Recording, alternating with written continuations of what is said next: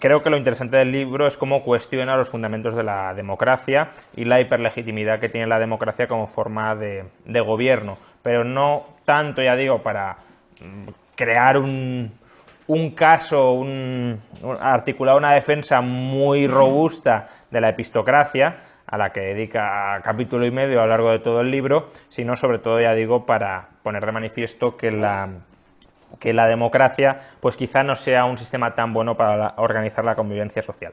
Entonces, el libro, al final, Jason Brennan también lo ha comentado en el vídeo, parte de una pregunta: ¿la democracia es un martillo o es una obra de arte? Es decir, la democracia debemos valorarla por lo que es, por sus esencias, o por lo que sirve, o para lo que sirve. ¿Tiene valor instrumental o valor intrínseco?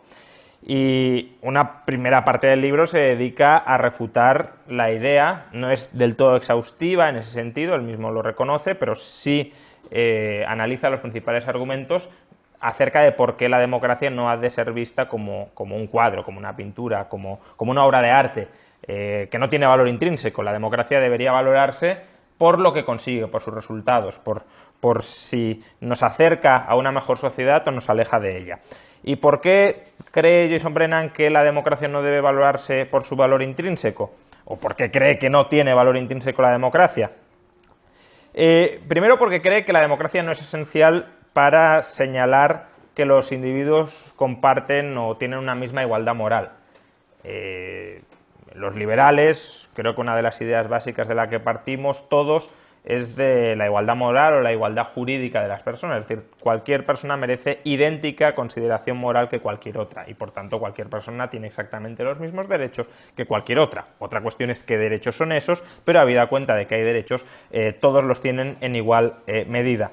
Entonces, claro, podría parecer que el hecho de no asignar igualitariamente un reparto del poder político a la hora de configurar el gobierno de una sociedad sería o implicaría un menoscabo para aquellas personas a las que se les reconoce un menor poder político, por ejemplo, un derecho restringido al voto. Y por tanto, si eso fuera así, la democracia sería esencial para señalizar, para mostrar, para poner de manifiesto esa igualdad moral tan importante en sociedad. Entonces, bueno, aquí lo que contesta Jason Brennan es, primero, hay muchas formas distintas o alternativas de señalizar la igualdad moral de las personas que no necesariamente pasen por asignarles un derecho igualitario al voto. De hecho, en ocasiones pueden ser formas incluso más eficaces o más importantes que repartir un derecho igualitario al voto. Pensemos que en una sociedad donde haya una mayoría de racistas, por ejemplo, pues repartir un derecho igualitario al voto a minorías raciales no sirve de mucho porque su igualdad moral será precisamente conculcada por haber repartido un derecho igualitario e ilimitado al voto entre las personas. Además, no es cierto, y en nuestras sociedades lo podemos ver, que el hecho de no reconocer un simétrico poder de voto implique ese menor respeto moral. ¿Por qué? Pues porque el derecho al voto en parte es un derecho a disponer sobre la libertad de otras personas. Es decir, no es que no le reconozcamos a una persona un derecho a gestionar su propia vida, sino que en todo caso se limitaría el derecho que tiene una persona a gestionar la vida de otras personas. Y claro, para dar ese paso, es decir, para justificar que todo el mundo tiene que tener un igual derecho a disponer de la vida de otras personas, pues hay que hacerlo con argumentos muy cualificados. No basta con decir, no, claramente lo tenemos todos y debemos tenerlo todos en igual medida. Aquí Jason Brennan de alguna manera reclama una especie de derecho a un gobierno competente, es decir, que si van a restringir mi libertad, que sea para mejorarme, no para empeorarme muy drásticamente. Y, como digo, en nuestras sociedades ya existen esas formas de reparto desigualitario del poder político que se realiza o se acepta precisamente por sus resultados esperablemente mejores. Y creo que en estos días tenemos un ejemplo muy claro. Es decir, ¿qué preferimos? ¿Una justicia profesionalizada y administrada por jueces seleccionados entre la población o una justicia popular, es decir, que todos podamos votar cuál debe ser el veredicto que se aplica en una controversia, por ejemplo, penal.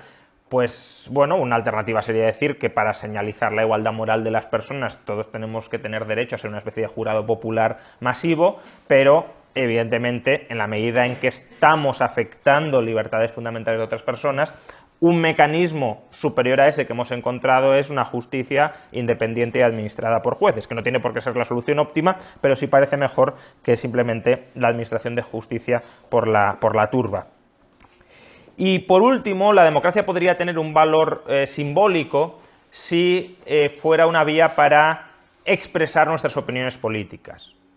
Al final, parte de las libertades de las personas también pasan por la libertad de pensamiento y de expresión, de tal manera que si el hecho de no reconocer un igualitario derecho al voto supusiera un menoscabo de esa libertad de expresión, evidentemente pues podría tener ese valor, ya digo, simbólico o de respeto a esa libertad de expresión. Pero, de nuevo, hay formas mucho más eficaces y mucho más evidentes de expresar una posición política que votar. De hecho, normalmente el voto es secreto y lo que buscamos es que los demás no conozcan lo que yo he votado.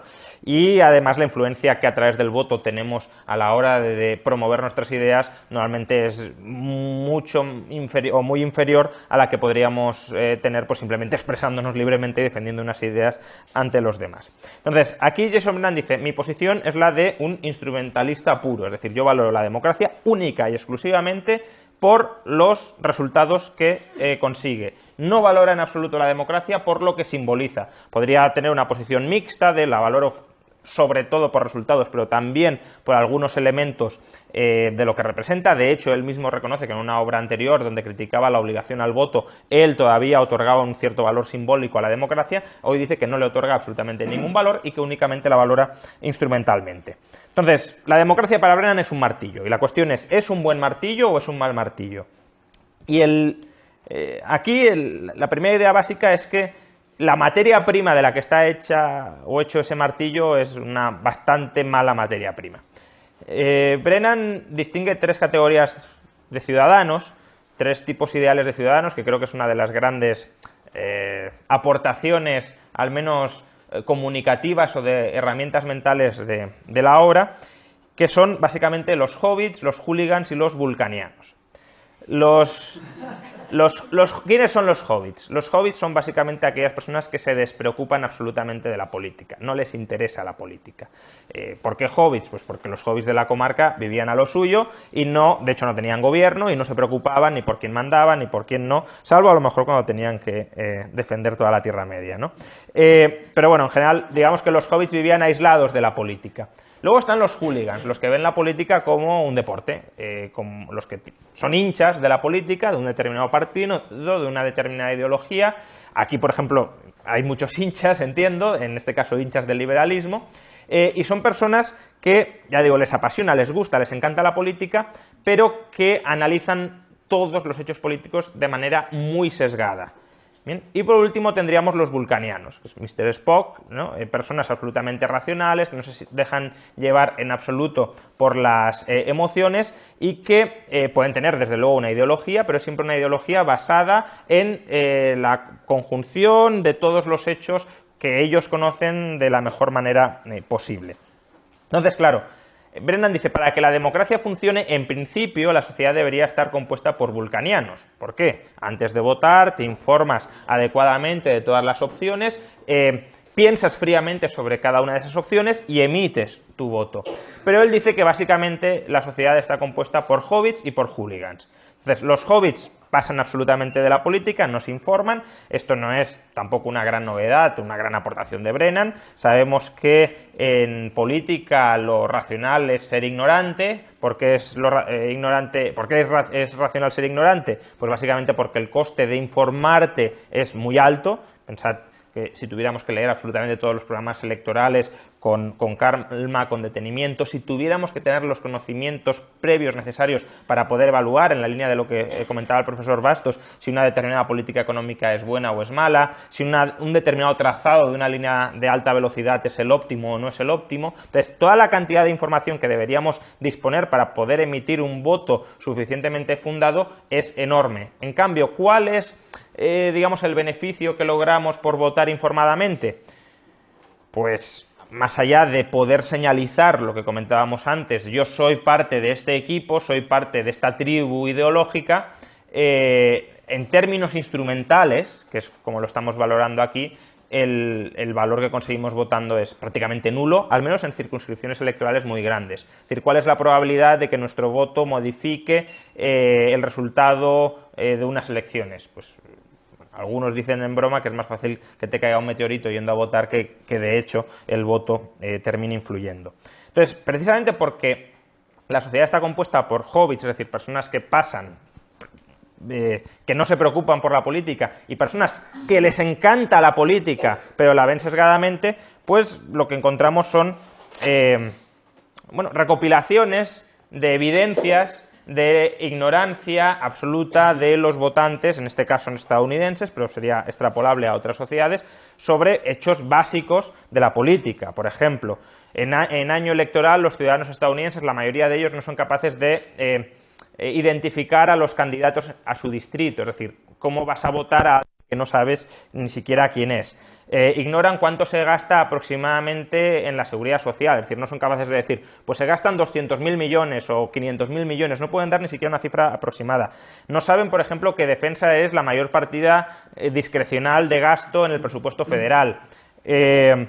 Ignoran también, por ejemplo, que, ya digo, la amplia mayoría de ciudadanos, que el rescate bancario de 2008 fue aprobado por Bush y no por Obama. Es decir, todavía hoy la mayoría de ciudadanos estadounidenses piensa que a los bancos los rescató Obama. Y ya uno que a mí me fascina es que en 1964 la mayoría de votantes estadounidenses pensaba que la URSS formaba parte de la OTAN. Es decir, al margen de esa muestra de ignorancia, digamos, galopante, pensad que esto se produjo poco después de la crisis de los misiles.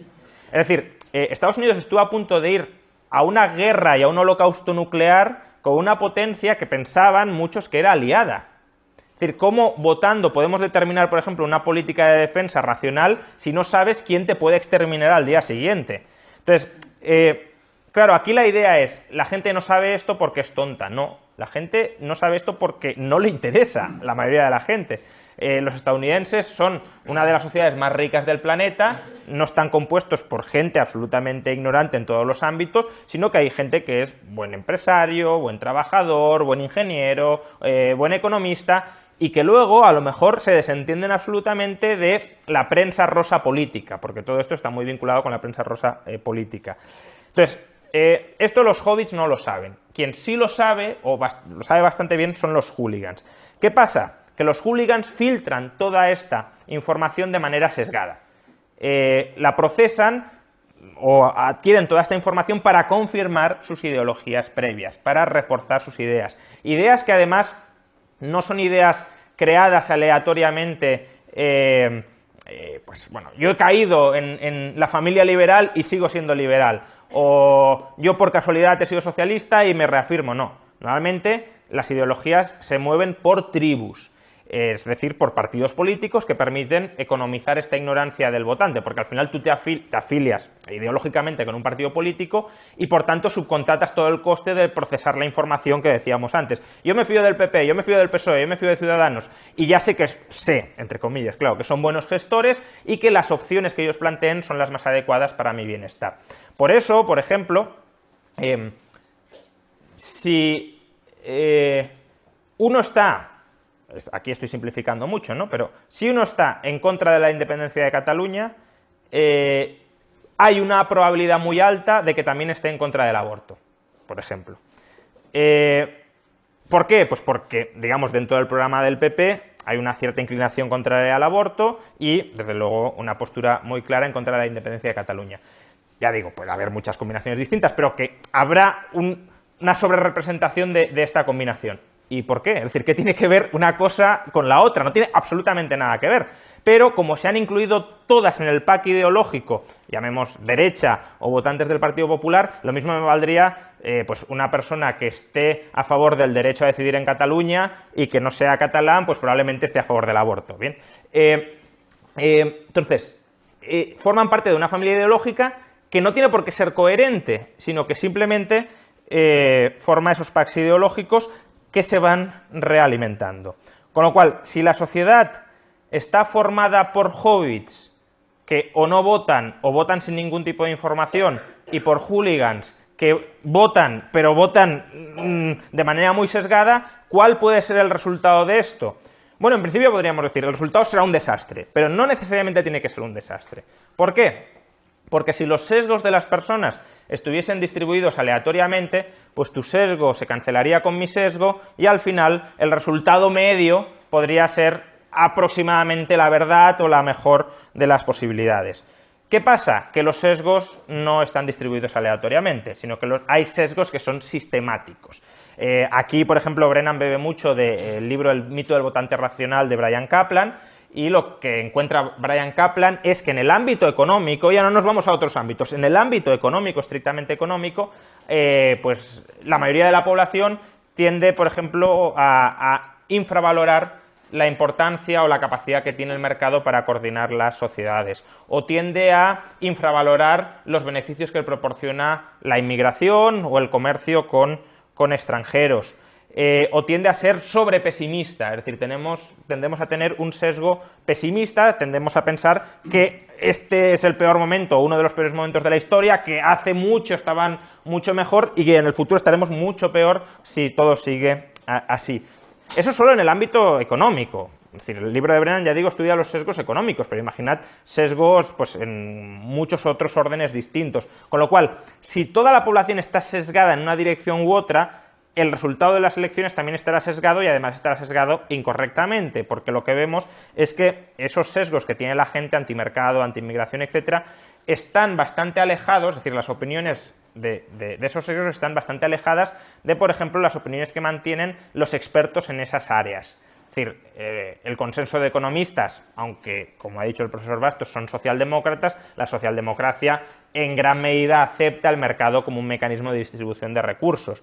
La mayoría, inmensa mayoría de economistas, incluso Krugman lo ha dicho en muchas ocasiones, valora claramente los beneficios del comercio internacional. Entonces, hay ciertos consensos que provisionalmente podemos pensar que son más reforzados o que son de mayor calidad que simplemente la opinión aleatoria de mucha gente que no ha estudiado esos temas, y si la gente está sesgada en esas opiniones equivocadas, pues ¿qué tendremos? Pues tendremos mayor probabilidad de proteccionismo, de políticas antimercado, de políticas cortoplacistas para atajar problemas de muy corto plazo aún sacrificando ventajas de largo plazo, es decir, tendremos malas políticas públicas. Aquí también hay que decir, y esto lo reconoce Brennan, que gran parte de estas tendencias devastadoras que podría tener la democracia por combinar ignorantes voluntarios, fanáticos y sesgos totales del conjunto de la población hacia ideas equivocadas, parte de esos desastres a los que nos podríamos vernos abocados están corregidos por el proceso de selección de élites. Bien, es decir, una cosa, y esto lo comentaba el profesor Bastos, es qué sucede antes de las elecciones, otra muy distinta es qué sucede después de las elecciones y hasta las siguientes elecciones. Entonces, por ejemplo, la población estadounidense no controla el Pentágono. Esto algunos pueden decir que es muy malo, otros dirán, bueno, afortunadamente no estamos en guerra cada año precisamente por no controlar el Pentágono, o a lo mejor lo contrario, a lo mejor no nos quedamos absolutamente en paz cuando el Pentágono tiene mucha información de que hay una amenaza muy directa que debe ser atajada. Entonces, lo mismo con España, es decir, año 2012, con todo lo que se le pueda criticar al Partido Popular y que muchos lo hemos criticado y lo seguiremos criticando, pero hay una mínima voluntad de vamos a intentar cumplir con las directrices que nos manda Bruselas.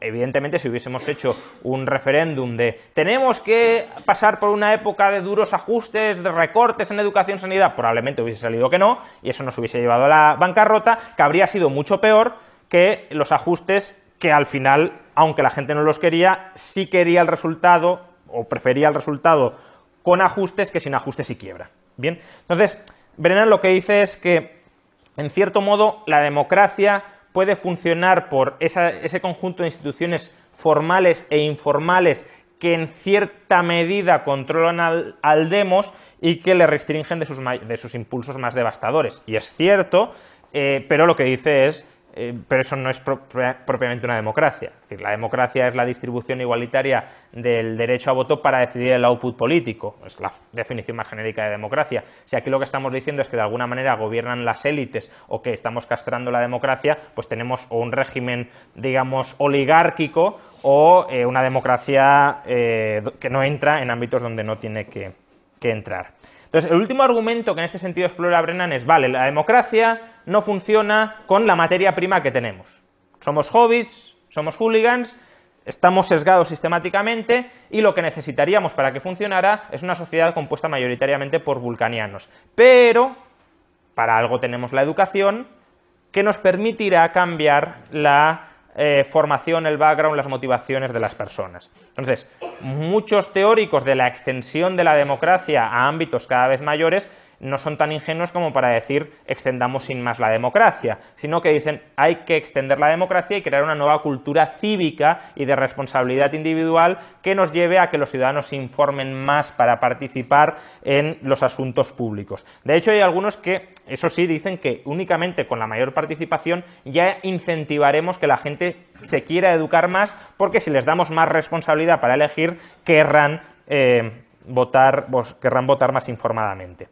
Entonces, bueno, aquí sobre el argumento educativo, Brennan lo que básicamente comenta es, primero, que haya más participación y haya más educación no necesariamente tiene por qué iluminarnos. A lo mejor nos puede oscurecer. Es decir, la participación nos puede terminar corrompiendo más, nos puede terminar enfrentando más, nos puede terminar polarizando más, y la mayor educación pues también depende. Es decir, si es una educación muy sesgada que solo busca confirmar lo que creía previamente, pues también te puede terminar enfrentando con otros. Entonces, él dice, el tema de la educación, si la educación mejora o empeora al ciudadano como votante, es un problema empírico. Hay que ver qué pasa cuando sometemos a la población a mayor educación con respecto al resultado electoral. Y aquí dice que la evidencia de la democracia deliberativa, es decir, una democracia donde se permite a las personas participar y razonar, discutir, fusionar opiniones entre ellos, es bastante negativa para los teóricos de la participación. ¿Por qué? Pues porque algunos de los resultados empíricos que tiene la extensión de la democracia deliberativa es, primero, aunque es verdad que cohesiona al grupo, es decir, los que tienen una ideología más o menos común o los que son parte de, digamos, una etnia común, sí es verdad que se ponen más de acuerdo, pero aumenta las tensiones y los conflictos entre grupos distintos, por ejemplo, entre nacionalismos distintos. Además, la discusión o el debate en la democracia deliberativa se tiende a mover en términos de estatus. No me interesa tanto convencer al otro porque creo que mi argumento es el bueno, sino que lo tengo que convencer para que yo no quede por debajo del otro, porque al final, claro, en la democracia deliberativa el poder no lo da el voto, el poder lo da la capacidad de influencia. Entonces, si tus argumentos quedan desacreditados, en el siguiente round de discusiones tu voto, digamos, o tu poder queda muy deteriorado, con lo cual siempre intentas mantener tu estatus aun cuando ello no te lleve a tener razón. Además, ciertas minorías ideológicas pueden conseguir un poder desproporcionado, si son muy manipuladores, muy persuasivos, etc. De hecho, también la evidencia es que la gente no tiende a utilizar el lenguaje típicamente vulcaniano de hechos, razonamientos, sino que en la democracia deliberativa se mueve sobre todo por propaganda, por argumentos manipuladores, porque, insisto, lo importante no es el contenido, lo importante es convencer, y para convencer la forma puede ser más importante que el contenido. Y la deliberación, como mucho, funciona para ponernos de acuerdo en cuestiones objetivas, es decir, para compartir conocimiento. ¿Cuál es la capital del estado de California? Pues bueno, podemos, a lo mejor alguno de aquí lo sabe, pues si yo no lo sé, tú lo sabes, hablando probablemente lleguemos a una respuesta concreta y objetiva. Ahora, ¿Cuál debe ser el concepto que tenemos de bien común? Estas cuestiones que son tan abiertas y tan potencialmente subjetivas, ahí la democracia deliberativa no proporciona ningún resultado que nos acerque, digamos, al consenso y a una verdad más cercana a los hechos.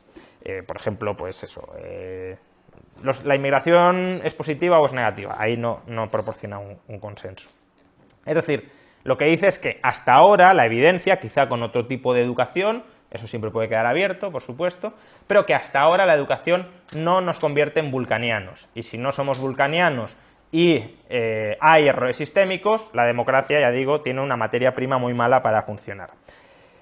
En definitiva, la obra de Brennan, y creo que lo más importante en este sentido como conclusión es el último capítulo del libro, lo que dice es que la política y también la democracia nos convierte en enemigos civiles. Creo que, ya digo, que la importancia del libro no es tanto, al menos a mi juicio, a mi entender, la reivindicación de la epistocracia, cuanto visualizar la política como una forma de envilecimiento de la sociedad y también, en concreto, las formas democráticas, donde, por un lado, como dice Brennan, nos convertimos todos en enemigos situacionales. ¿Esto qué significa?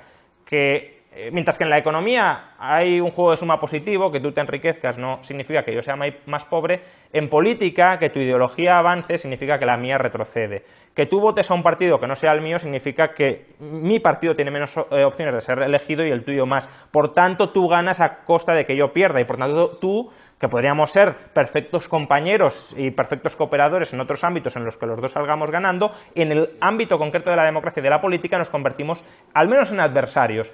Y si la población está muy polarizada, y creo que esto lo hemos visto recientemente y lo seguimos viendo en casos como el de Cataluña o en las anteriores elecciones generales, en el caso de Podemos, puede haber un nivel de tensionamiento social tan grande que nos convirtamos realmente en enemigos. Sobre todo porque además la política no se trata de votar sobre cuestiones, o no solo sobre cuestiones relativamente arbitrarias, es decir, ¿cuál debe ser la letra del himno de España? Bueno, pues aquí, evidentemente, la democracia también puede ser un juego de suma cero.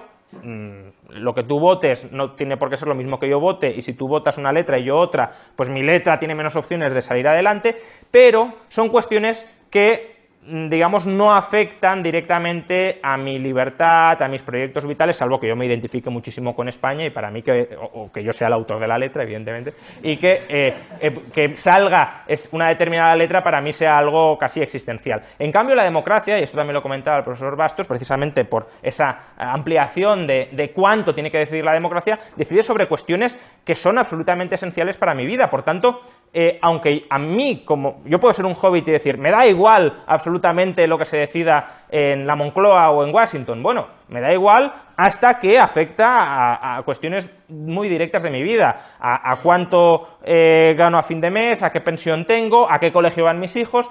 Entonces, claro, hay momentos en los que según qué decisiones se tomen, el Estado se convierte en un rodillo absoluto de la libertad de las personas, incluso de la vida, en determinados contextos, no hablemos ya de democracias mucho más degeneradas como puede ser la venezolana, donde es cuestión casi de vida o muerte el que gane una opción política o que gane otra, y por tanto ahí nos estamos enfrentando, incluso matando entre nosotros por la conquista del poder. Y ahí es donde creo que en definitiva la idea clave, es decir, si todo esto no funciona, no lo extendamos cada vez a más ámbitos, sino reduzcámoslo todo lo que sea posible. Ya no entro tanto, y ahí coincido totalmente con el profesor Bastos, si democracia o epistocracia, sino sobre todo que los ámbitos en los que este sistema de decisión, este sistema de reparto del poder político, igualitario o desigualitario, se produzca, sean los mínimos e indispensables, porque la democracia ni tampoco la epistocracia, que como mucho mejorará marginalmente los resultados de la democracia, no nos acercan a una sociedad que cada uno de nosotros pueda compartir y en las que se pueda realizar el mismo. Nos acercan a la imposición de un modelo relativamente mayoritario, muchas veces dominado, controlado por élites oligárquicas, de cuál debe ser la buena sociedad. Y eso, ya digo, no es respetuoso con la libertad y con el bienestar de cada una de las personas, sino que es una forma de parasitar o imponer unos modelos de vida de unos sobre otros. Por tanto, la democracia no es la forma de descubrir cuál es el bien común. De hecho, probablemente, más allá de las normas minimalistas de la convivencia, no exista tal concepto de bien común. Es simplemente una forma de organizar el gobierno, es una forma mala de organizar el gobierno y es especialmente mala cuando el gobierno se ocupa de demasiadas cosas o de más cosas de las que se tiene que ocupar, que para un liberal siempre serán las mínimas posibles. Gracias.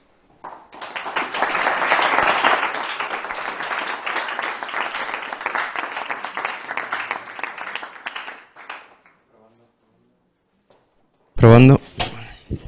Pues pasamos a la primera pregunta, si quieres. Vale. Sí, sí. Vale. A ver. ¿Quién quiere comenzar? Sí, no. Comentarios. Pero tampoco. No, hombre, bueno, pero que. Joder, quiero decir, aquí apliquemos un poco apliquemos un poco la episteme, es decir, si hay gente que.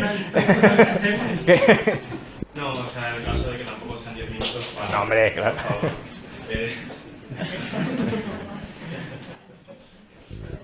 Hola, buenas noches. No sé si sería posible hacer preguntas del tipo ¿qué crees que pensaría el autor sobre no soy cierta experto cuestión? Tampoco en Brennan, pero bueno, lo puedes intentar. Vale, yo venía pensando en el caso de Suiza, donde las decisiones se desglosan en un montón de pequeños referéndums.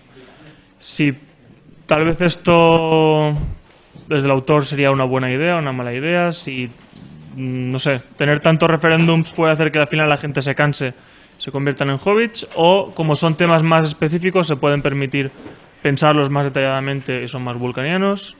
O sea, a ver, al final creo que o sea, ya no sé qué es lo que pensaría Brennan, lo que te diría yo, y espero que Brennan compartiera, porque creo que en muchas cosas tiene bastante sentido común.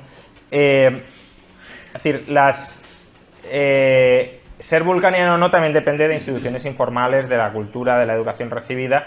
Es discutible si se puede, manipulando la información, crear un hombre nuevo cívico, pero desde luego si una sociedad por pauta y por comportamientos repetidos llegado a una cierta civilidad, pues evidentemente se puede ser mucho más vulcaniano que otra que no. Especialmente además cuando el ámbito de decisión es pequeño y por tanto la racionalidad de la ignorancia ya es mucho menor, porque cuando tu voto proporcionalmente pesa mucho más, sí que tienes mayor interés en estar informado, si además eso que vas a defender pues te afecta también de manera directa y crees que puedes influir sobre ello.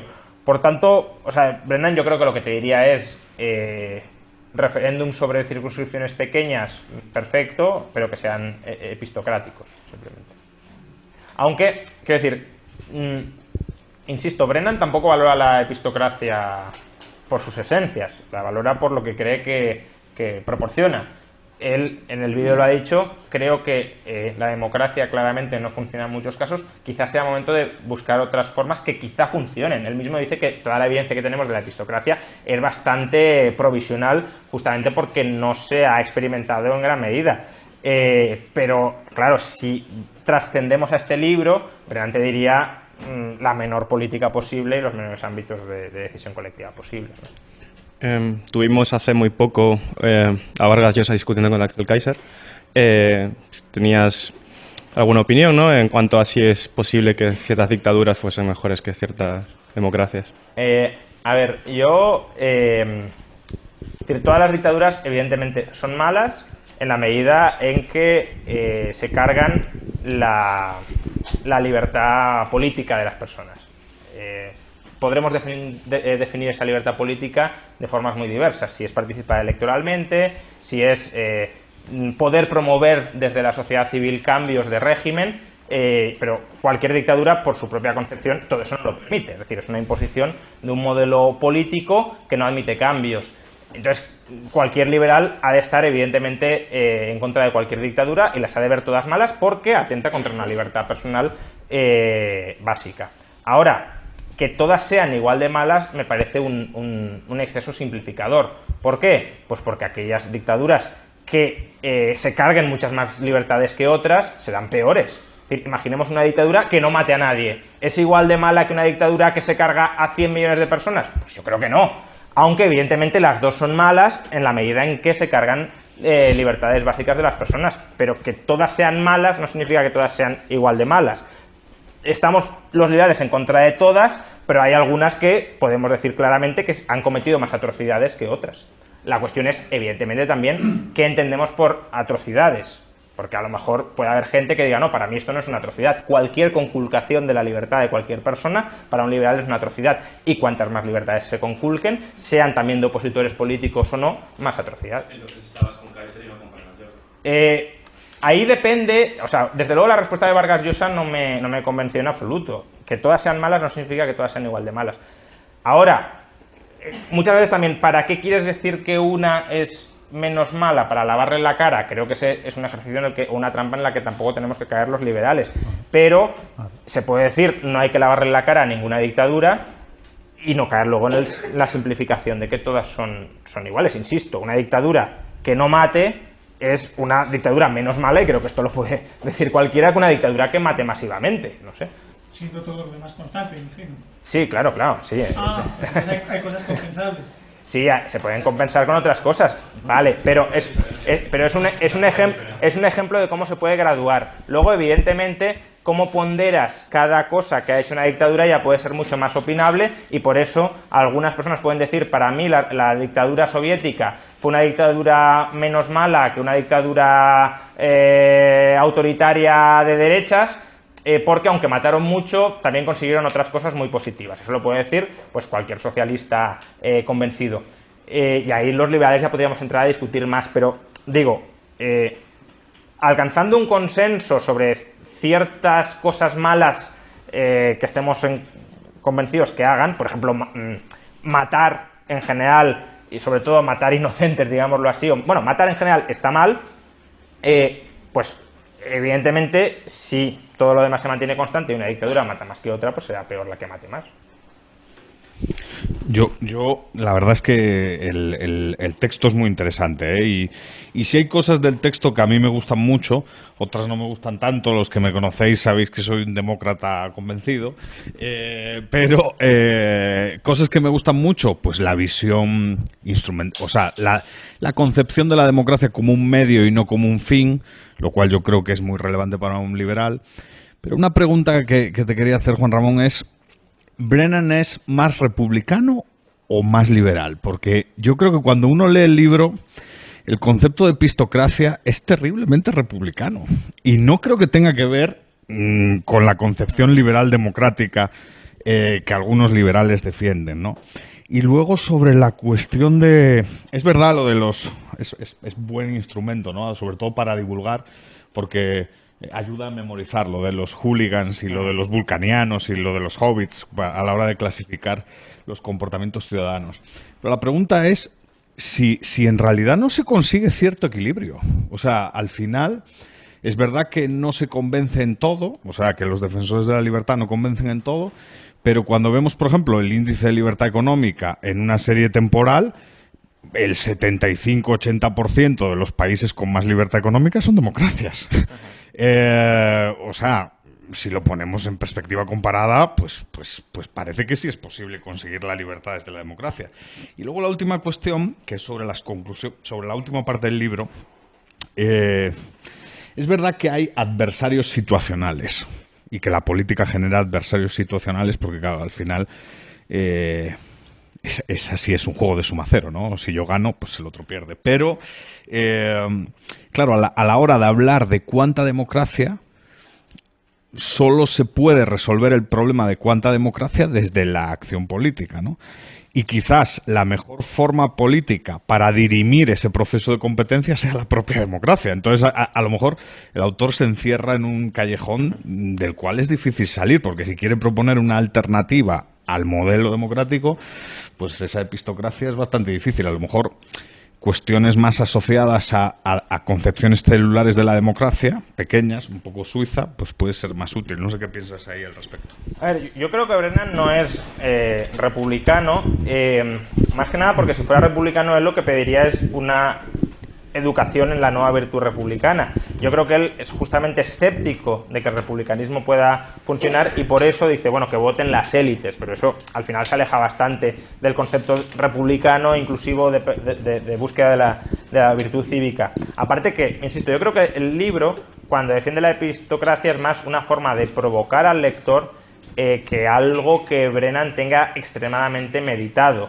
Creo que tiene mucho más meditada la crítica a la democracia que la defensa de la epistocracia, porque, ya digo, él es muy de defensar teorías basadas en hechos y él mismo dice que los hechos, pues, hombre, parece que apuntan en esa dirección, pero que puede ser finalmente o no, y sabemos por otras obras que Brennan es muy liberal, es decir, esto es más una forma de provocar a los demócratas y ponerles delante de su espejo, cuestionando incluso la esencia de la democracia, que es la igual distribución del poder político, llegando a defender no que no haya poder político, sino que esté desigualitariamente distribuido, que ya es como hacerte totalmente el harakiri, que porque él esté extremadamente convencido.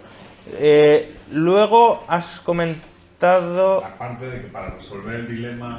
Sí, esa era la tercera, pero la segunda también era... Bueno, lo del modelo de que se cancelan al final, que sí. se logra una posición central y que, por ejemplo, cuando Sí. se ve libertad económica resulta Efectivamente.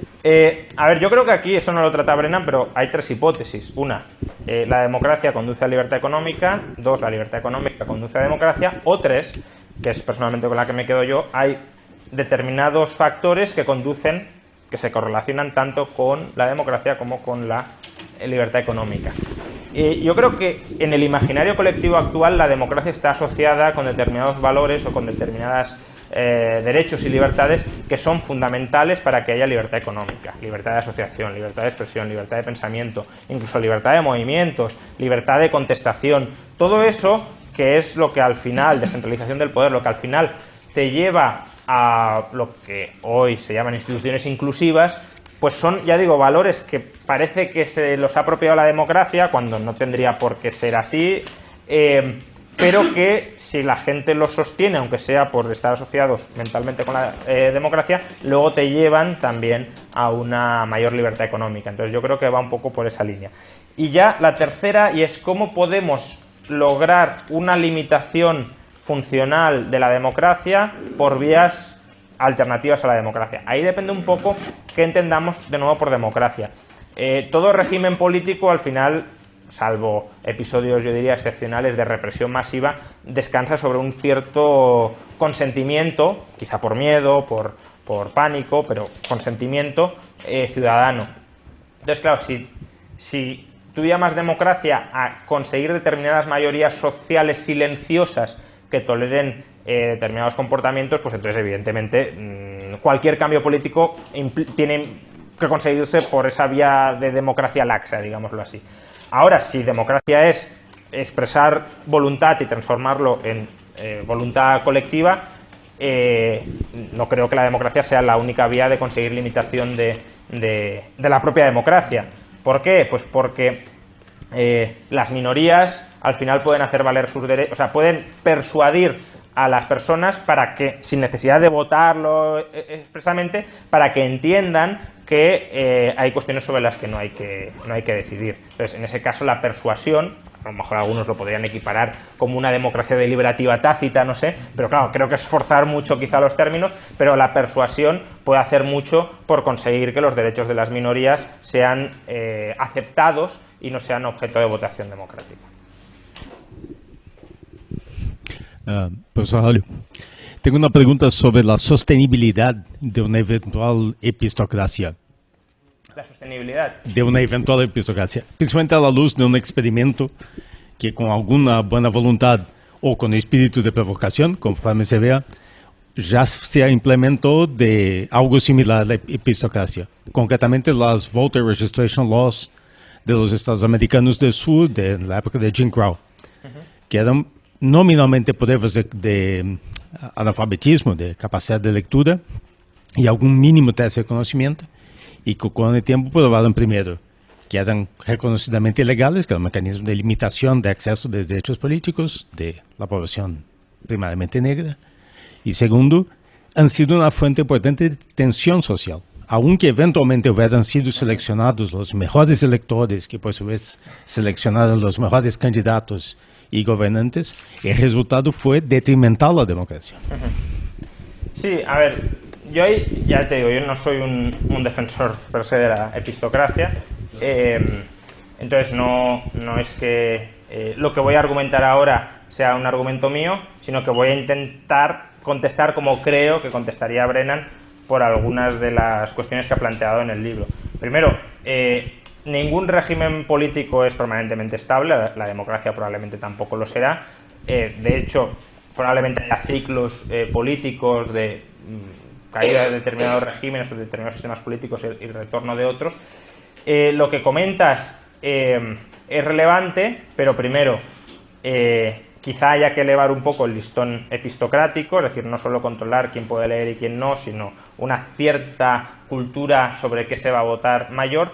Y segundo, es algo muy preocupante que determinados colectivos, en este caso, como decías tú, la población negra, no tengan ese acceso al poder político por establecer requisitos epistocráticos, pero ahí lo que habría que hacer no es tanto extender per se el poder político, sino tratar las causas subyacentes de por qué esta población negra no tiene este acceso. Por ejemplo, haber sido víctimas de esclavismo, de discriminación, de marginación durante mucho tiempo, no haber tenido acceso a una educación mínima adecuada y, por tanto, no haber podido alcanzar ese nivel de conocimientos. Entonces, Brennan te diría, tratemos más bien eso, que no digamos, como eso está ahí, pues extendamos el poder político a todos. Favorezcamos que aquellos colectivos, sean los que sean, que estén desfavorecidos y no tengan acceso, y tengan interés, pero no acceso a una buena educación, lo puedan alcanzar. ¿Que eso es sostenible? Pues no lo sé. Ya digo. Evidentemente, si llega un demagogo que persuade a las masas de que es fundamental tener ese igualitario reparto del poder político, pues puede ser un foco de muchos conflictos sociales, pero también lo puede ser tener propiedad privada, de no, porque unos tienen que tener más poder efectivo en sociedad con mayor concentración de la riqueza. Entonces, ahí pues supongo que él te diría, hay que hacer una labor de lucha intelectual para que esas malas ideas no penetren en sociedad. Juan, esto está siendo muy interesante. Varias ideas. ¿Por qué defender la democracia y por qué creo que la gente la defiende? Hoy día, básicamente, porque es una palabra que es una vaca sagrada. Independientemente de lo que signifique, criticarla es tabú. Aparte, cada vez que analizamos un concepto y lo apoyamos o lo criticamos, nos demos cuenta o no, lo que estamos haciendo es o apoyar o criticar sus contrarios o sus contradicciones. Entonces, obviamente hoy día, si criticas la democracia, la gente va a asumir que estás defendiendo las autocracias, las dictaduras o ciertas oligarquías o todo tipo de totalitarismos, ¿no? Entonces, aparte de insistir que, por un lado, todos los demócratas lo que están haciendo es señalar virtud moral y conformidad social y para qué me voy a meter en líos si yo, eso que lo hagan los liberales que son muy suicidas, conviene al escribir estas cosas aclarar rápidamente que critiques la democracia no quiere decir que apoyes ningún tipo de dictadura, como ya hemos discutido antes, aunque incluso en términos de filosofía política o en términos de eficiencia se podría hacer como el análisis de cualquier herramienta. Una cosa que me preocupa mucho de la epistocracia es que hay un conflicto de interés brutal que no sé si la gente ve, que es Jason Brennan, filósofo, académico, intelectual. ¿Qué va a defender y a qué va a defender? A los intelectuales. Es decir, los intelectuales se proyectan y creen que el valor máximo es la inteligencia. Esto empieza con Platón, bueno, no empieza, pero tradicionalmente en historia de la filosofía, ¿qué defienden todos los filósofos? El gobierno de los filósofos. Qué casualidad, ¿no? Es decir, ¿no veis que hay un pequeño problema? Entonces, una de las cosas que me preocupa de esta obra, sin haberla leído, aunque leo muchas cosas de Jason Brennan en su blog, en todos los Bleeding Heart Libertarians, es lo que me parece que falta, igual tú me lo puedes confirmar. El otro lado, los intereses, las preferencias. Es decir, ¿por qué la gente va a tener más votos simplemente si es más inteligente? Que podría ser una buena solución, o si está mejor informada, no tener más inteligencia general, pero al menos más inteligencia práctica política, y no se los das si tiene más intereses. Es decir, si yo en una empresa me juego el 99% del capital y tú solo te juegas el 1%, ¿por qué vamos a tener medio voto cada uno? O un voto cada uno. Esto es absurdo. Entonces, me parecería que el ensayo se queda cojo, y creo que se queda cojo, por lo que sé, no lo habéis comentado en absoluto, si no se considera también cosas que, claro, que suenan a muy viejas, pero los votos, ¿cómo se llama? Capitativos, o votos según interés, o según tengas patrimonio en una sociedad o no. Son cosas que parecen muy injustas, pero que también tienen sentido.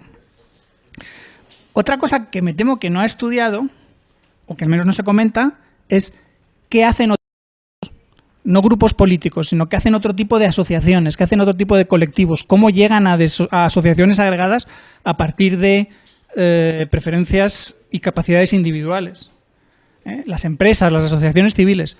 Y sospecho que ninguna utiliza epistocracia. Luego, la crítica a la democracia puede estar muy bien, pero yo la habría comparado con otros sistemas de voto en otros sitios, ya no en un análisis teórico, sino simplemente práctico y comparativo. Luego, el problema, lo que ha dicho Bastos es crucial, quién diseñar los tests, porque esto es, de nuevo, procediendo de la oligarquía intelectual. Yo es que tengo una pregunta que siempre me hago, que igual la gente considera que es una perogrullada, pero para mí es esencial. ¿Cómo se sabe que la gente es inteligente? Si tú no eres inteligente, ¿cómo sabes que los demás lo son? Y si tú no eres inteligente, ¿cómo sabes que tú mismo no lo eres? Y ahí puede haber además cantidad de autoengaños. O sea, que esto de las pruebas tiene ahí un montón de problemas. Dice Brennan en otros sitios que ya eliminamos a gente de forma aparentemente arbitraria. Bueno, no sé si es Brennan o lo estaba leyendo ahora en Bullock Conspiracy, ¿cómo se llama este hombre? Eugene Bullock. Dice, ya eliminamos a los niños. ¿Por qué? Porque suponemos que es que no son lo suficientemente inteligentes como para tomar esas decisiones. Y en muchos sitios se elimina a los deficientes mentales. Pero eso... Se elimina el derecho al voto. Sí, no me estoy refiriendo. Sí, obviamente. Otra cosa que no sé si conocéis el libro de Radical Markets de Posner y Weil, que está muy de moda ahora. Hay otros temas que no sé si plantea que se puedan comprar los derechos de voto y cosas así, y que aparte que las elecciones no sucedan cada tal, sino que estén sucediendo constantemente como representaciones en tiempo real. O sea que, curiosamente, aunque sus medidas parecen muy radicales, tienen problemas, y hay otras medidas que en un libro así que habría que comentar y que me parece un poco triste que no estén. Sí, a ver, el libro, bueno, esto ya lo explicará Brennan, creo, cuando venga, si se lo preguntamos, pero creo que el libro sufrió una modificación sobre la marcha. Originalmente el libro se tenía que llamar Against Politics, que me habría parecido quizá más interesante. Bueno, también por informar, una de sus obras anteriores es sobre el derecho o incluso sobre la obligación de voto. O sea, que se ve que Brennan está muy orientado como investigador en esta dirección. Claro. Sí, pero que él creo que quería escribir, de hecho lo comenta en el libro, que el título original era Against Politics, y supongo que quizá por, bueno, al final, cuestión de marketing, probablemente contra la democracia venda más, sobre todo pues con la elección de Trump y todo esto por en medio, que un genérico contra la política. Pero creo que el libro, si se hubiese centrado más en criticar la política como tal, quizá también con referencias a la democracia, evidentemente, porque es la forma política dominante hoy en día, pues habría sido más robusto, ¿no? Pero aún así creo que las críticas que hace son bastante buenas. Sobre los intereses, es verdad que él no entra a considerar el derecho a voto por intereses, pero sí hace dos reflexiones que creo que, bueno, más o menos pueden ser pertinentes en esa línea. La primera es que la evidencia, al menos la que él lee, yo ahí tengo ciertas dudas, pero bueno, la que él lee es que la gente vota pensando más bien en el interés general que en su propio interés. ¿Por qué? Porque él dice que justamente porque el voto no vale nada, el que se lanza a votar como es un acto ya cívico por sí mismo y por tanto se preocupa por lo que esa persona entiende el interés general. Y además dice que esto no puede ser retorcido por el marxismo de no, lo que tú crees que es el interés general, en última instancia es tu propio interés, porque objetivamente si lo miramos se votan cosas que atentan, ya digo, objetivamente contra el interés de los votantes.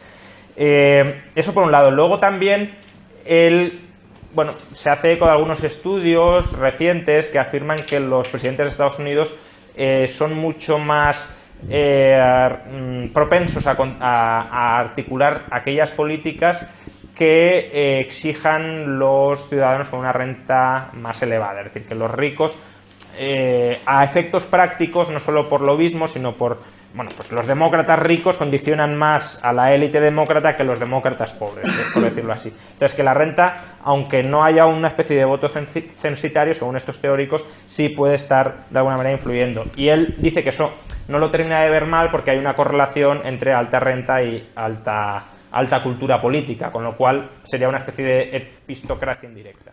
Dos cosas. Si te fijas, esto conecta con lo que comentaba Bastos, que la elección no es el único mecanismo político, sino que, por ejemplo, el cómo dona la gente a campañas políticas es poder político más allá del mero voto, o sea, que conectaría con ese sentido. Y luego sobre que los intereses... está haciendo un análisis como estático de si solo tienes un voto y sabes que no sirve para nada, pues igual lo votas en plan testimonial o como un gesto de participación o soy de los míos y no te importa tanto. Pero entonces, si se aplicara realmente que votes por intereses y tu voto puede decidir una selección, lo que estés haciendo en este otro caso probablemente no tiene nada que ver. Él no analiza eso, pero digo que la perspectiva de los intereses la tiene lateralmente en cuenta en ese tipo de comentarios. Y luego sobre lo que has dicho del... Otros colectivos que usen sistemas semejantes. No lo compara. Efectivamente, él es... en este caso, ya digo, se limita a comparar democracia con epistocracia, no va más allá, ni siquiera pues experimentar o pensar sobre otras formas democráticas. Tampoco cierra la puerta, es decir, él dice, voy a defender la epistocracia como una posible alternativa, pero a lo mejor hay otras mejores y quizá la epistocracia no funciona cuando lo experimentemos mucho, pero vamos, lo que decía ahora en el vídeo, que hay que abrir al menos filosóficamente la puerta a debatir sobre otros temas que no sean tabú como es deificar la democracia, ¿no? ¿Hay gente ya? Pero, o sea, no, ¿alguna pregunta más? Yo tengo más. Ya, pero... Sí.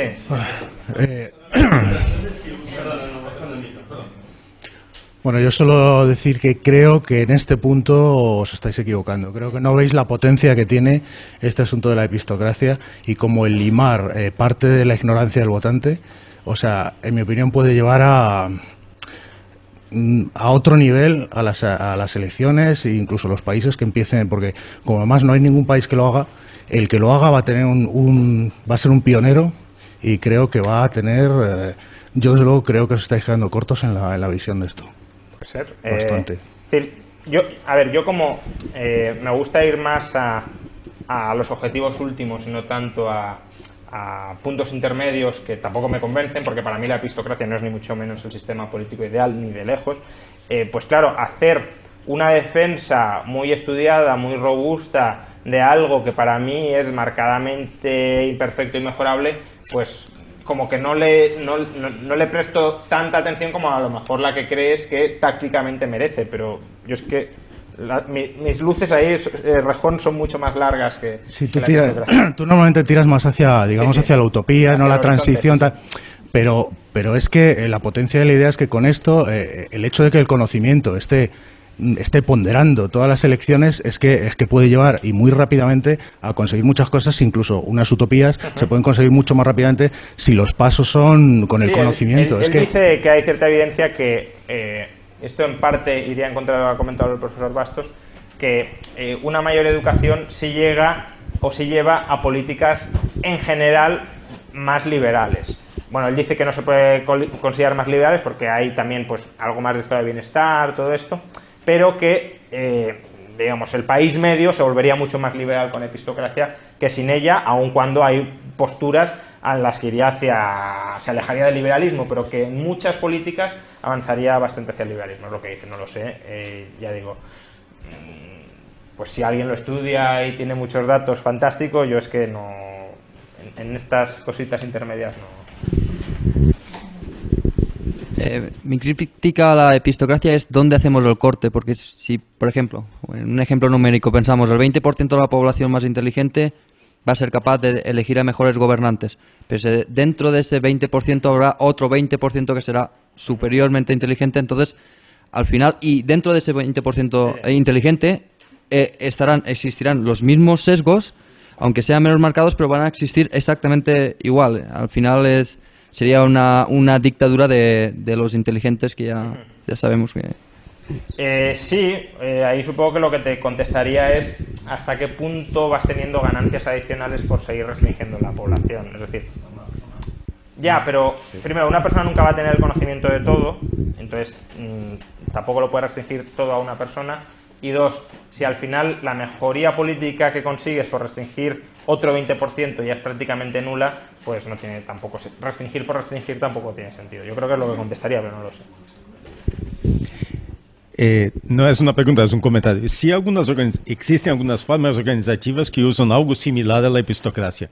Se me ocurren tres.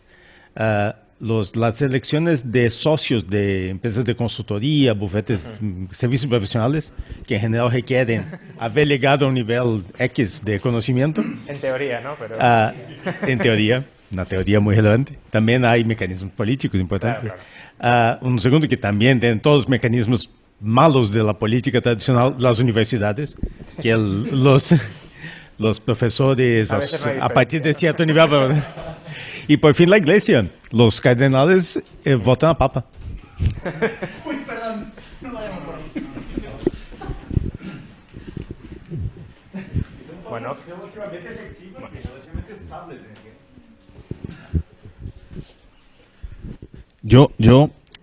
A mí, sobre el comentario de Edgar y algo que dijo Paco, es que es muy interesante, ¿no? Al final hay mucho Platón ahí. Y yo cuando hablaba, claro que no hay este republicanismo de izquierda, digamos, ¿no? Pero sí hay un republicanismo aristocrático, sí hay un mecanismo de movilidad social que subyace en la teoría y que si tú eres virtuoso puedes ascender en la escala y tal. Y eso es terriblemente... O sea, potencialmente es muy peligroso para la libertad si las comunidades epistémicas son liberticidas, que es un poco... Que nadie te vacuna contra eso. O sea, quiero decir, o sea, muchas veces criticamos la deriva iliberal de la democracia, pero quizás los sistemas alternativos son tanto o más liberticidas que la propia concepción de la democracia. Y era por enlazar el primer punto con el tercero de la pregunta, porque quizás somos a lo mejor muy pesimistas, ¿no? O sea, a ver, yo ahí yendo a Aristóteles te diría, claro, formas de buen gobierno, formas de mal gobierno, monarquía, autocracia, aristocracia, oligarquía, república, democracia entendida como democracia populista. Claro, evidentemente la aristocracia puede degenerar en oligarquía y la república democrática puede degenerar en democracia populista. La cuestión es, empíricamente, claro, esto no es un a priori, sino mirando la distribución de preferencias, de intereses, de valores, ¿cuál es más probable que degenere? ¿Qué régimen tiende a adoptar peor tipo de políticas o políticas más liberticidas? Lo que te diría Jason Brennan es la democracia frente a la epistocracia, frente a la aristocracia aristotélica, ¿no? Digámoslo así. Lo que pasa es que la epistocracia no es exactamente, bueno, o no tiene por qué ser la forma aristocrática clásica de hay una élite permanente y estamental cerrada, sino aquí, pues si tú quieres votar más, pues infórmate más y ya está. Es decir, por eso digo que tiene un toque republicano, porque en el fondo tú puedes ser virtuoso. Sí, en ese sentido sí, es decir, te está como colocando un incentivo a ser virtuoso en forma de un mayor derecho a voto, pero que no es una casta cerrada ni estamental, sino pues bueno, quien quiera votar sobre asuntos que afectan a otros, que tenga la carga o el deber de informarse, ¿no? No sé si los libertarios no estáis viendo que una democracia con una constitución que siga los principios liberales obviamente no los va a poder restringir y va a estar muy bien. Está en el libro del Pedro Esbarts, en Busca de Montesquieu. Vamos, es genial eso. Yo creo que todos aquí deberíamos seguir. Sí, si hay una... A ver, yo ampliaría el significado de constitución.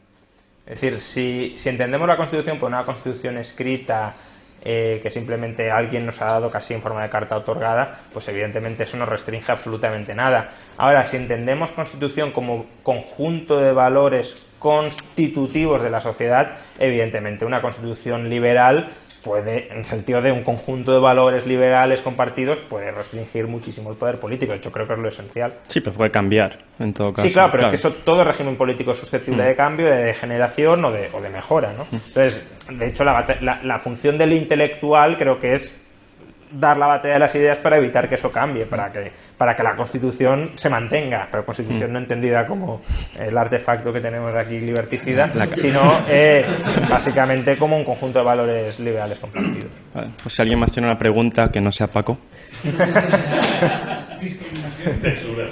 Epistocracia esto. Perdona, es que no sé tu nombre, Pablo. No estoy diciendo que me parezca mala idea en absoluto, solo... sí, porque te estoy contando los problemas que veo. ¿Tú querrías una epistocracia donde los que tengan más votos sean los politólogos de la Complutense? ¿Cultura de qué? Pero solo, vamos a ver, como lo que estamos votando es sobre temas de política, me imagino que la cultura estará sesgada hacia lo político. ¿O hay que examinarse de física para votar en... ¿Pero un trivial de qué temas? ¿Con qué colores? ¿Para qué quieres saber ingeniería, química, física? Para meterle el machetazo en cultura. Vale. Oye, que no veo, que sí, pero ya te digo que yo, si me tuvieran que preguntar, el politólogo me dice, ¿no cree usted que el politólogo debería tener más votos? Yo, sí, pero desgraciadamente es usted, y entonces no. No sabría qué trampa hacer para votar que no. Otra cosa que no comenté... Sobre esto también hay que tener... un problema que se puede dar es, a lo mejor, un experto en un campo concreto, que estaría muy bien que votara, a lo mejor de cultura general no tiene por qué saber demasiado. Es decir, el programa este de ¿superarías el examen de un niño de primaria? Pues a lo mejor hoy muchos doctores en economía no lo superarían. Entonces, podemos, en ese caso puede ser una regulación anti-epistócrata. ¿Por qué? Porque puede dar cabida a conocimiento muy transversal, muy general y muy básico, pero no conocimiento muy especializado como el que podría ser necesario. Conocimiento que probablemente es fácil de determinar si la pregunta es correcta, si la respuesta es correcta o no, pero que no sirve para nada, porque casi todas estas cosas van a ser conflictivas. ¿Qué creéis? ¿Que el examen de economía, la respuesta acertada va a ser la austriaca? Ni de coña, va a ser la keynesiana, con suerte con algún toque de Chicago. Es decir, simplemente ver ese optimismo de como somos los más inteligentes, vamos a ganar. Luego, cuidado con la crítica hayekiana a todo este platonismo de los filósofos, es esencial. El conocimiento teórico que te pueden dar esa cultura no es el mismo que necesitas para dirigir un colectivo político. Y un último comentario, los ejemplos que me has puesto es que me aterrorizan porque me hacen ver claramente que al revés, que no hay ningún ejemplo real que vaya en ese sentido. El que has puesto de los socios no se refiere a quién vota, sino quién es votado. Y eso es otro tema que se me había olvidado, lo tenía apuntado. ¿Cuenta, Brennan, algo de test para ser votado, lo que llamáis, ¿cómo se llama? Sufragio pasivo, porque eso casi sería más importante, es decir, hacer test de cultura general o de inteligencia general a lo político para que no lleguen los garrulos que lleguen arriba. Y de la Iglesia y los cardenales es que me prohíben hablar. Sí, por alusiones. A ver, a mí es que esto de hablar en público no es lo mío, pero bueno. Yo lo que te digo es un test de cultura general para sesgar la ignorancia. Es decir, tú conoces a montones de gente que no se puede hablar con ellos de nada y que esa gente va a dirigir mi vida luego con unas elecciones. No quiero que sean doctores en telecomunicaciones, ni que sean nada, ni que sepan de Higgs, ni de nadie. Lo que quiero es decirles, oye, el Duero pasa por Málaga, por Albacete, por no sé dónde, por no sé dónde. Si no sabes eso, tío, no decidas sobre mi vida. Es algo así de sencillo, no es Platón, no es Hayek. Es decir, oye, eres muy bruto. Sí, claro. Sí, pero no se compensa. O sea, no se compensa. Quiero decirte, si pones esa pregunta, pues la gente que lo sepa lo sabe. No estás compensando. No, que los errores en un campo se compensan con los de otro. Ahí Brennan, de hecho, dice que quizá al final sí tenemos una especie de epistocracia, porque a lo mejor los votos decisivos son los de los mejor informados, los que pueden decir, pues, ¿cómo está la coyuntura ahora mismo?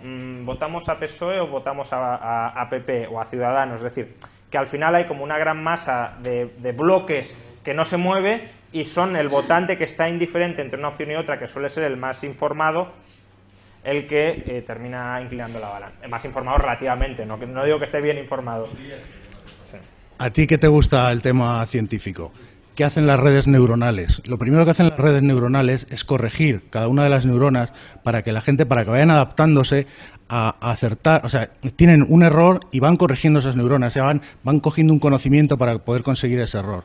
Eso es lo mismo con la gente, sí es lo mismo. Tú vas cambiando a cada uno hasta que llegas a una solución mucho más rápido, que converge mucho más rápidamente hacia el objetivo, pero mucho más rápidamente. Yo, desde luego, lo veo muy...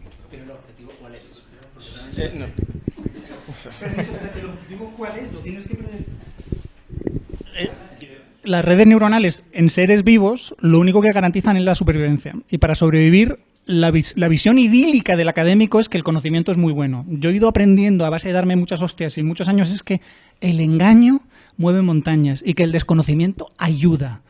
Es decir, ser igual de zote que otros te ayuda a ser amigo de ellos. Mientras que si les dices que están equivocados, te van a odiar. Y si les suspendes en un examen, te van a crucificar, básicamente.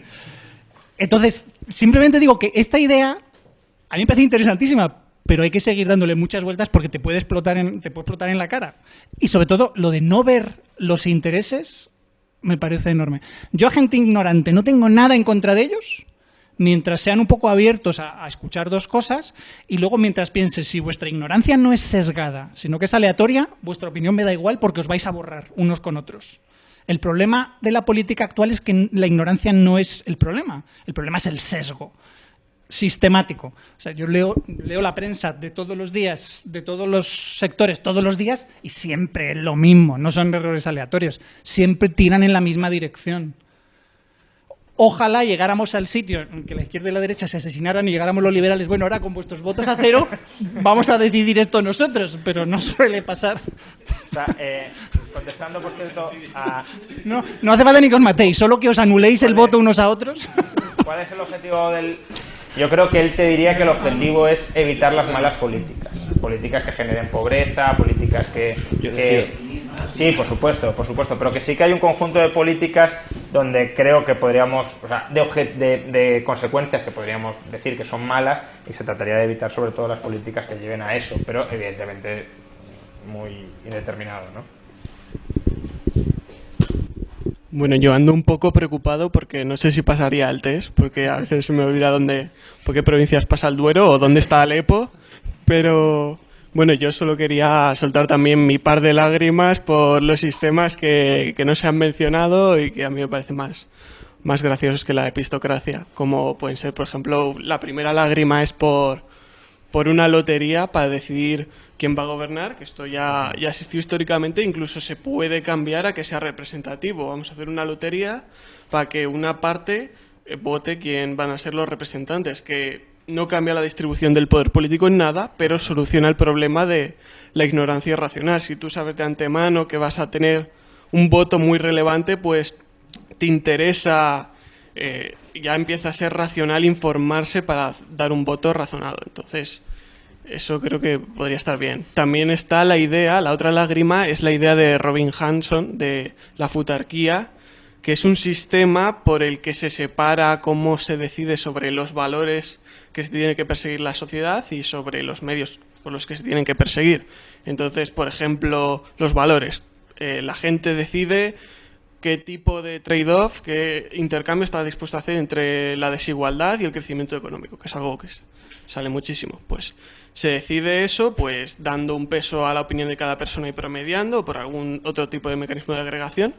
Y después, pues, ¿cómo vamos a conseguir eso? Pues todas las posibles acciones, pues se crea lo que es un mercado de predicción, que es una forma elaborada de decir un mercado de apuestas en la que la gente apuesta, la gente que tiene el conocimiento, pues pueden ser instituciones financieras, especuladores, expertos en ese tema, se juegan su dinero y se informan bien para apostar sobre condicional a que esta acción se tome o no se tome, estos van a ser los resultados. Entonces yo creo que eso sería una alternativa muy interesante. Y bueno, solo quería soltar esas dos lágrimas.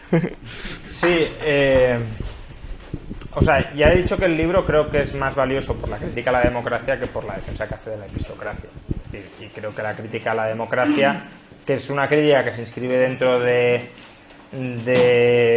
una tradición, diría, reciente, libertaria de libros, es una crítica muy buena y muy a tener en cuenta. Yo quería decir dos cosas. No debemos confundir, en mi opinión, capacidad de memorización con respecto a la cultura con capacidad de razonamiento. Una persona puede tener mucha cultura, haber leído mucho, saber mucho y ser incapaz de razonar. Eso puede pasar. Yo puedo dar el ejemplo de mi abuela que ve todos los días pasapalabra y se sabe el diccionario de arriba abajo, pero le haces una pregunta de razonamiento y te dice que no lo sabe. Y otra cosa es que quizás estamos admitiendo de que cuando un votante es consciente de que su voto cuenta y que eso hace que vote de forma más racional, entonces lo que tendríamos que apostar, y creo que los liberales de forma general apuestan, es por el municipalismo y la creación de estados pequeñitos. Y, no. Sí, no, yo claramente ahí coincido. Brennan no se pronuncia sobre el tamaño de la circunscripción, no trata de eso el libro, pero en general los liberales creo que están muy a favor de la descentralización por muchas razones y esa es otra. ¿Alguien más que no sea Paco?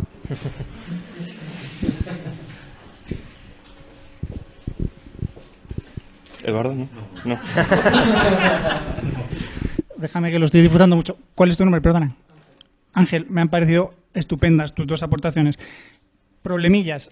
Robin Hanson y la futurquía y los mercados de predicción son estupendos, pero son mecanismos incompletos, porque hay que meterlos en un marco que limite las opciones o que incluso predetermine una opción y luego diga, si hacemos esto, ¿cómo de probable creen que sea deficiente?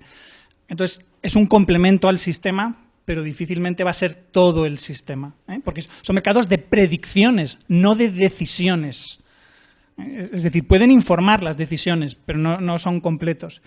Y las loterías pueden ser estupendas, y a mí lo que me encantaría es que algún clásico informara de cómo se hacían en Grecia, cuándo se hacían, y por qué han dejado de hacerse y por qué no se hacen en más sitios. A mí me dan el miedo de que si tú reduces el cuerpo electoral, todos los grupos de interés ya saben a quién tienen que ir. Es decir, mientras que antes tienen que intentar convencer un poco a ciegas a toda la población, aunque ahora, como veis, todo lo de Facebook y Cambridge Analytica te demuestra que si ellos tienen información, saben a quién dirigirse y qué palancas tocar, cuanto menos personas tengan a las que ir, les vas a poner más fácil el trabajo de influir sobre ti. Es decir, de nuevo, si te lo tomas positivamente y dices, soy el votante de los 100 que somos para decidir sobre este gran país, luego me voy a informar. Esa es la visión idílica, probablemente poco realista. La gente se les va a merendar. Es decir, los especialistas en manipulación van a ir a por ellos a ciegas. De hecho, no digo que sea mala idea, pero a ver cómo se protege de... Se puede hacer una lotería tanto del sufragio activo como del pasivo. Es decir, que el gobernante sea elegido por sorteo, en cuyo caso se genera el incentivo bastante grande a limitar al máximo su poder. Claro. Precisamente porque pueda tocar un chalado. Puede hacer que no sea posible demostrar a terceros que a ti te ha tocado la lotería. Entonces, los que quieran comprar el voto... Entonces sería una especie de sistema secreto...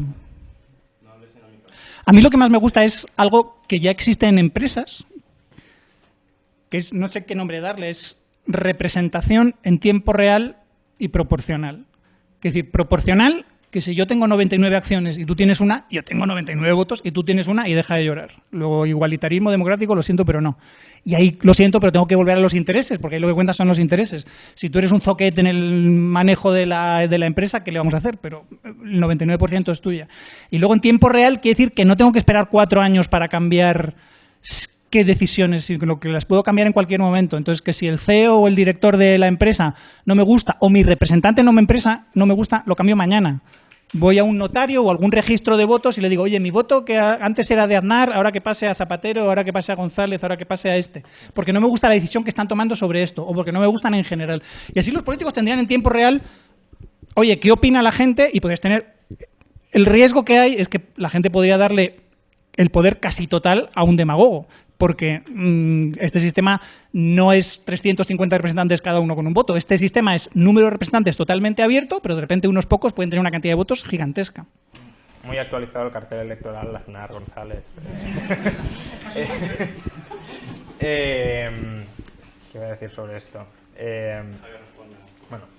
Muchas gracias por los problemas, así que te devuelvo otro problema, que es que yo creo que ahí podrías tener el problema de que hay muchas decisiones, incluso muchas decisiones económicas que los liberales favorecemos, que sabemos que a corto plazo va a tener un rendimiento muy diferente que a largo plazo. Entonces, un sistema en tiempo real puede que penalice ese tipo de acciones. Sí, eso es lo que iba a decir justo, que hay un problema de consistencia temporal, yo creo bastante claro ahí.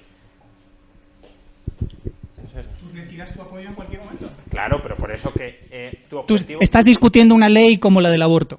Sí. Pues ves lo que te ofrecen los representantes y ves lo que dicen, oye, yo me comprometo a votar en la Cámara de Representantes con el sistema que sea tal. ¿Quién me da su apoyo? Pero lo que digo es que tus preferencias actuales pueden ser incoherentes con tus preferencias futuras. Bueno, pero eso existe siempre. Claro, sí, pero quiero decir que tú puedes decir, no, yo no quiero ajustes. Lo que quiero es más gasto porque eso es bueno.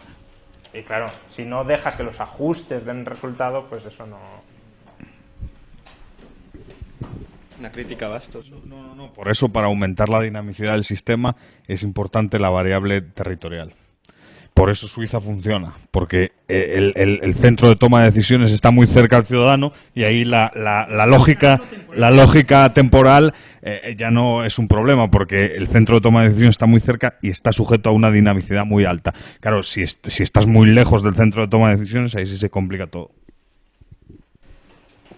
Muy bien, pues nada, muchas gracias por la asistencia, por el debate, que creo que ha sido muy enriquecedor.